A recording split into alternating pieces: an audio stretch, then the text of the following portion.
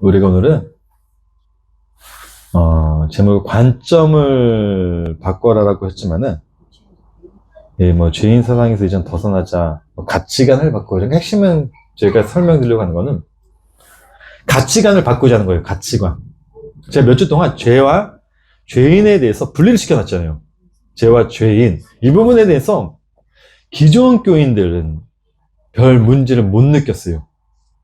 그런데 말씀 좀 안다는 사람들은 자기의 이론이 너무나도 가치관이 높다 보니까 죄와 죄인을 구분하는 것을 이해를 못 하더라고요. 그러니까 말씀을 많이 공부할수록 자기의 이론이 높다 보니까 죄와 죄인을 구분을 못 해요. 근데 오히려 일반 은혜로 이렇게 신앙생활을 하는 사람들은 오히려 더 잘 이해를 한다는 거예요. 이 부분에 대해서 더 자유하고. 그러다 보니까 이 가치관, 이 관점을 바꾼다는 게 쉽지가 않아요. 지금 바꾸려고 하는 게. 왜냐면 이미 이게 우리에게 굳게 자리가 잡혀 있기 때문이죠. 가치관인 게 굉장히 무서운 게, 자, 우리가 정수기를 가지고 올 때 뭐라고 하면서 물을 가지고 온다고 하죠? 정수기에서 이제 물을 가지러 갈 때 뭐라고 하면서 가지러 가죠? 보통 사람들은 이렇게 물 좀 떠올게요. 물 떠올게요. 근데 정수기는 물을 받는 거지 뜨는 게 아니에요.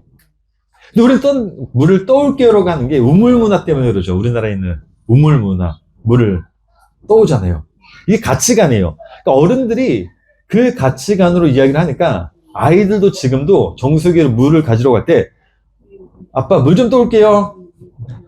받아온다고 하지 않고, 이게 가치관이라는 겁니다.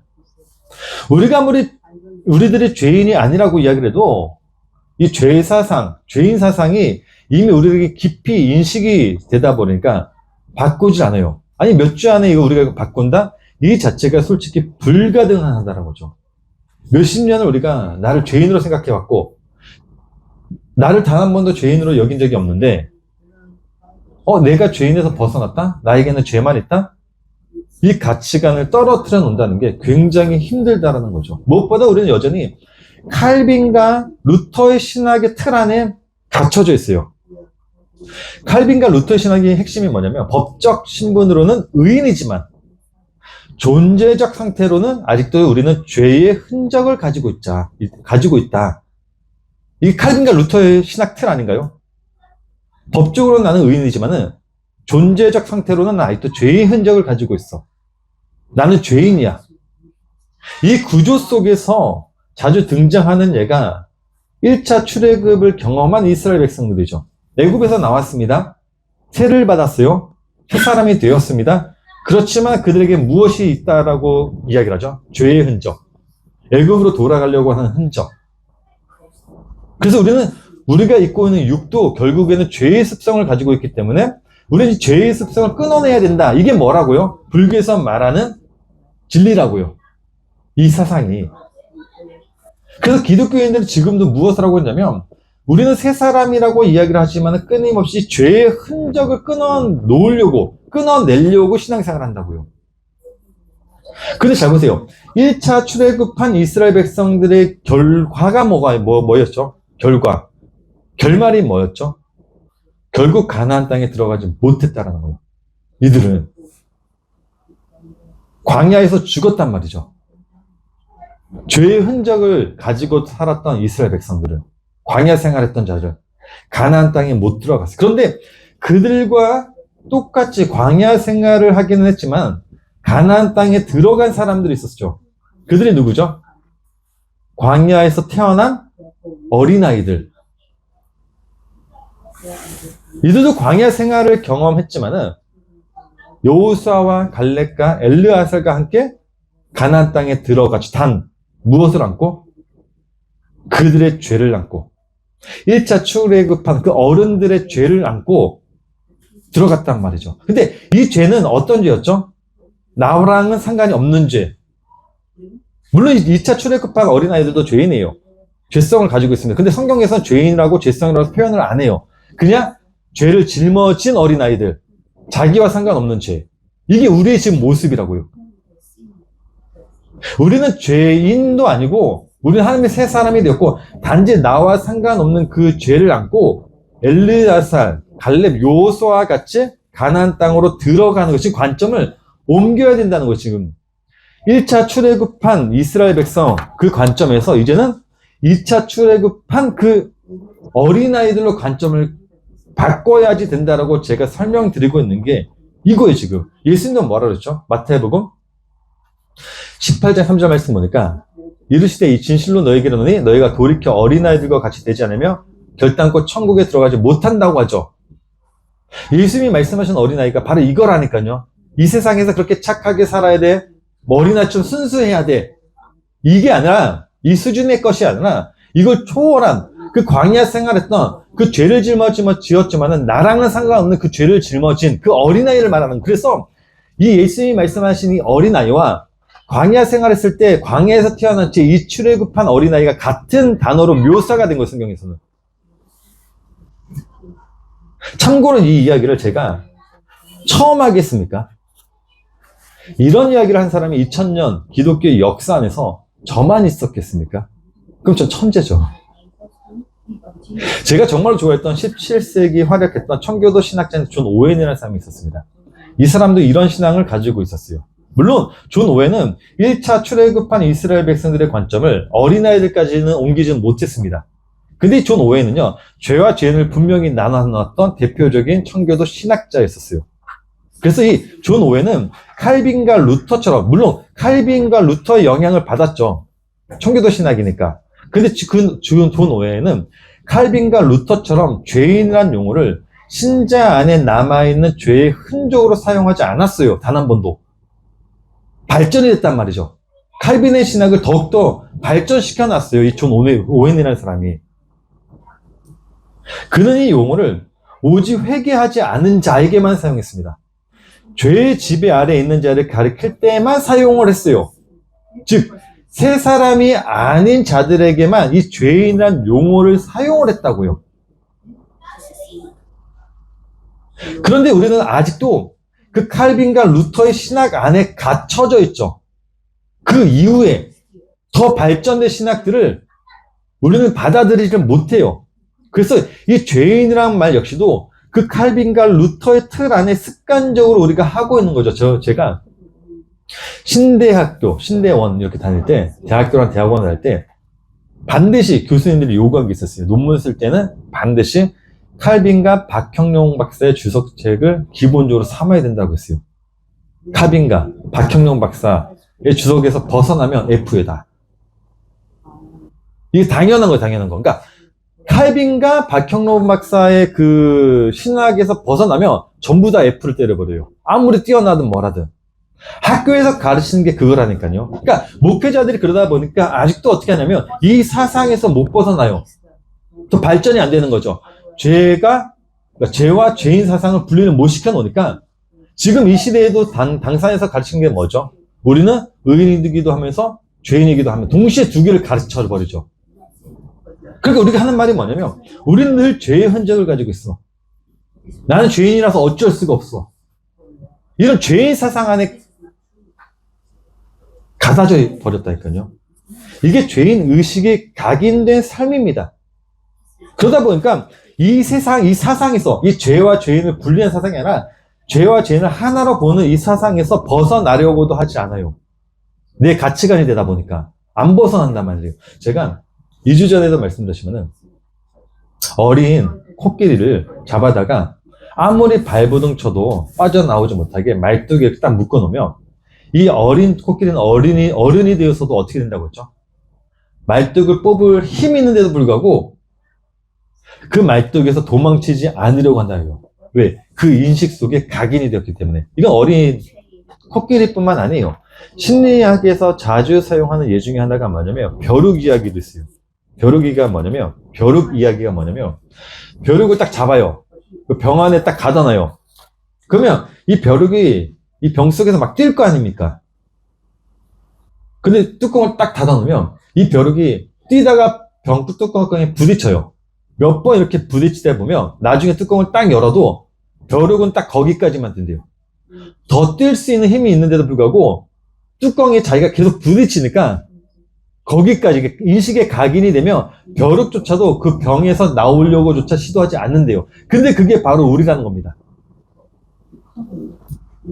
이 인식 속에 우리가 살다 보니까 제가 아무리 너는 의인이야? 우린 새 사람이 되었어? 그래 너는 이제 더 이상 죄인이 아니야? 우리는 이제 죄를 이길 힘이 있어? 라고 가르쳐도 예수님도 분명히 뭐라고 말씀하셨죠? 죄를 이기셨어. 우리도 그래서 죄를 이길 수 있어. 아니 이겼어 라고 예수님도 말씀하시죠. 요한이 이야기한 것처럼 무릇 하나님께로부터 난 자마다 세상을 이기느니라. 세상을 이기는 승리는 이것이 우리의 믿음이라. 분명히 뭐라 하죠? 이겼다고 했어요. 그러니까 나는 죄인이야. 못 이겨. 이게 아니라 이미 승리를 했다라고 선언을 했는데도 분명히 바울도 뭐라고 했죠? 예수님이 십자가로 그들을 이기셨대요. 통치자들과 권세들을 무력화하여 드러내어 구경거리 삼으시고 십자가로 그들을 이기셨다고 했어요. 분명히 승리를 외쳤다고 이야기를 했는데도 불구하고 우리들은 뭐예요? 내가 죄인이란 그 인식에서 벗어나지를 못하는 겁니다, 지금. 더 정확히 하면 시도조차도 하지 않으려고 해요. 죄를 이겼다고 하는데도 시도조차도 안 하려고 한다니까요. 이 죄인 사상에 갇혀져 버리다 보니까 여기서 벗어나면 안 될 것 같아요. 이 삶이 너무나 편하단 말이죠. 2차 세계대전 후에 나치 강제의 수용소들이 해방될 때 연합군 병사들과 의료진이 공통적으로 남긴 기록이 있었대요. 그 기록이 뭐냐면 해방이 되어가지고 이 수용소의 문이 열려 있는데도 사람들이 밖으로 나가려고 하지 않더라는 기록이 있어요. 왜냐면 수용소 안에 갇혀있던 사람들은 바깥의 상황을 몰라요. 어떤 상황인지. 그러니까 여기서 나가면 위험할 거라고 생각했대요. 바깥 상황을 모르니까. 해방이 됐는데도. 그래서 문이 열렸음에도 불구하고 나가려고 하는 시도조차 하지 않았다는 기록이 있다고 해요. 지금 우리가 그렇다는 거죠. 죄인 사상에서 이미 문이 열렸고 죄를 이겼다라고 이미 선에서 승리가 되어서 문이 활짝 열려 있는데 우리들은 아직도 이 죄인 사상에 갇혀 있다 보니까 밖으로 나가려고 하는 시도조차도 안 하고 있다는 거예요. 못 나가려고 한다는 거죠. 근데 거기서 나와야지 진짜 참 생명이 보이는 거죠. 성경에서 말하는. 거기서 우리가 계속 신앙생활을 하고 있다는 것은 아직도 우리는 선악과 나무 안에 그 사건 안에 있다는 것밖에 증명이 안 되는 겁니다. 선악과 사건이 어떤 사건이었죠? 하나님이 먹지 말라고 하는 선악과 나무의 열매를 아담이 먹고 죽은 사건인데 이게 죄죠. 먹지 말라는 하나님의 명령을 선악과 나무를 먹고 죽었단 말이에요. 이게 죄란 말이에요. 자, 그러다 보니까 우리는 지금도 이 땅에서 어떻게 신앙생활 하려고 하는 거죠? 우리는 아담과 같이 그렇게 하지 말자. 선악과 나무 열매 우리 먹지 말자. 비판하지 말자. 판단하지 말자. 하나님의 말씀 지키자. 그게 우리들이 지금 하고 있는 신앙생활의 사상 아닌가요?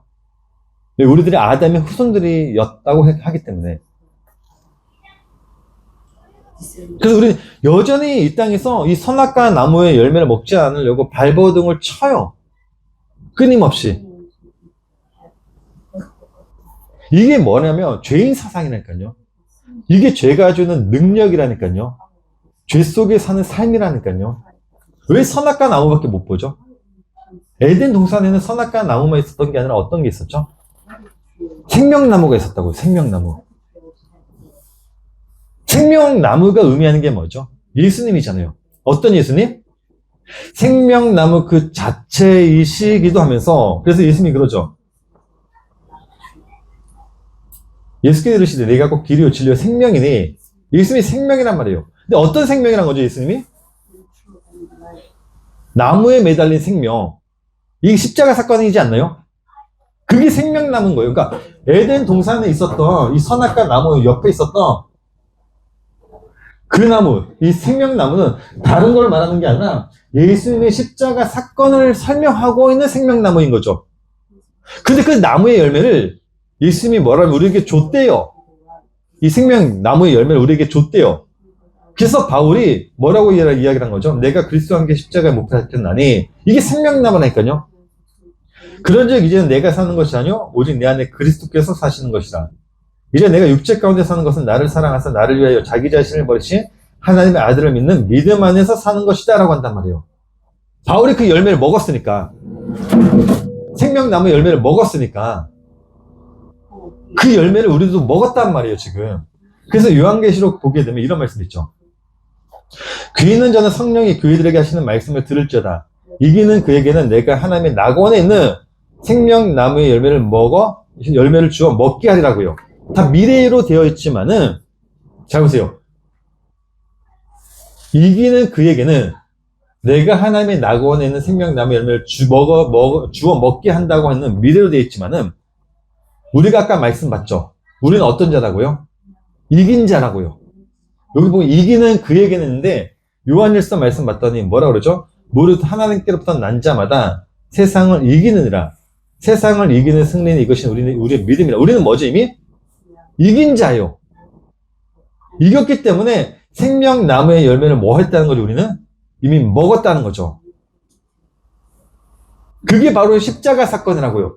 예수님과 같이 우리가 그 십자가에서 죽은 그 사건이라고요. 그래서 우리는 이 땅에서 지금 누구랑 영원히 함께 생명으로 사는 거죠? 하나님이랑 영원히 함께 산다고요. 이게 구원이라고요.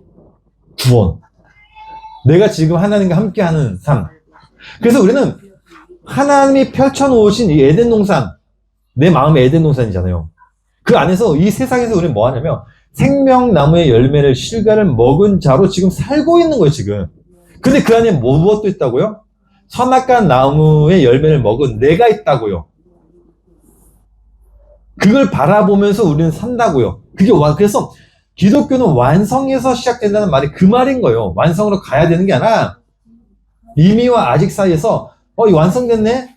이미 완성됐고 이제 완성될 거네? 이런 의미가 아니라 우리는 이미 완성된 자고 그냥 완성된 자로 향한다는 말은 내가 이 죄의 습성을 죽여나가야지 이게 불교에서 말하는 진리인 거고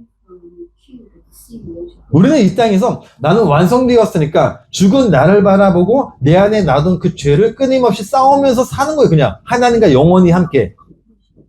그 생명으로 사니까 우리가 무엇을 바라보냐면 참 생명이신 마라나타 주 예수여 어서 오십시오라는 그 진짜 생명이신 나의 신랑을 기다리면서 그 고백으로 산다고요.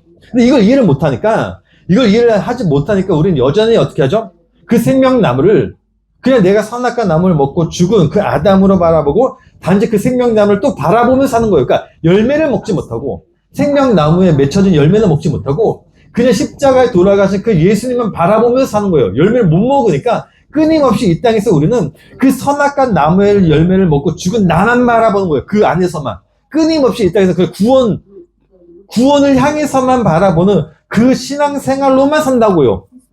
거기서 우리가 이제 옮겨져야 된다고요. 생명나무의 열매를 먹은 나로. 근데 그 열매를 먹지 않으려고 하죠, 자꾸. 왜? 편하니까. 그런데 이제는 우리가 이 관점, 가치관을 바꿔야 된다. 그래서 바울이, 우리가 저번 주에 봤지만 7절까지밖에 안 봤거든요. 바울이 로마서 6장 1절에서 11절에 우리가 봤죠. 이런 말을 한 거죠. 우리 7절까지 봤으니까. 자, 7절 얘기했죠. 이는 죽은 자가 죄에서 벗어나 의롭다 하심을 얻었습니다. 그러면서 8절 쭉 보게 되면 만일 우리가 그리스도와 함께 죽었으면 또한 그와 함께 살 줄을 믿노니 이는 그리스도께서 죽은 자 가운데서 살아나셨으며 다시 죽지 아니하시고 사망이 다시 그를 주장하지 못할 줄을 알미로라. 그가 죽으심은 죄에 대하여 단번에 죽으시며 그가 살아계심은 하나님께 대하여 살아계심이니. 그러면 11절은 뭐라 그러죠? 이와 같이 너희도 너희 자신을 죄에 대하여는 죽은 자요 그리스도에게는 끊겼네요. 제가 읽어드릴게요. 그리스도 예수 안에서 하나님께 대하여는 살아있는 자로 여길지어다 라고 한 거예요. 어떻게 한다고요? 죄에 대해서는 죽은 자요. 그리스도 예수 안에서 하나님께 대하여는 어떤 자로? 살아있는 자로 여기라고 한다고요. 성도들은 그렇게 이 땅에서 살아있는 자, 생명으로 사는 자지 이 땅에서 나를 죄인 취급하면서 사는 자들이 아니에요. 여기서 벗어나야 된다고요. 벗어나였을 때 진짜 생명, 참 사랑, 구원이 보이는 거예요. 잠시 기도하러 가겠습니다.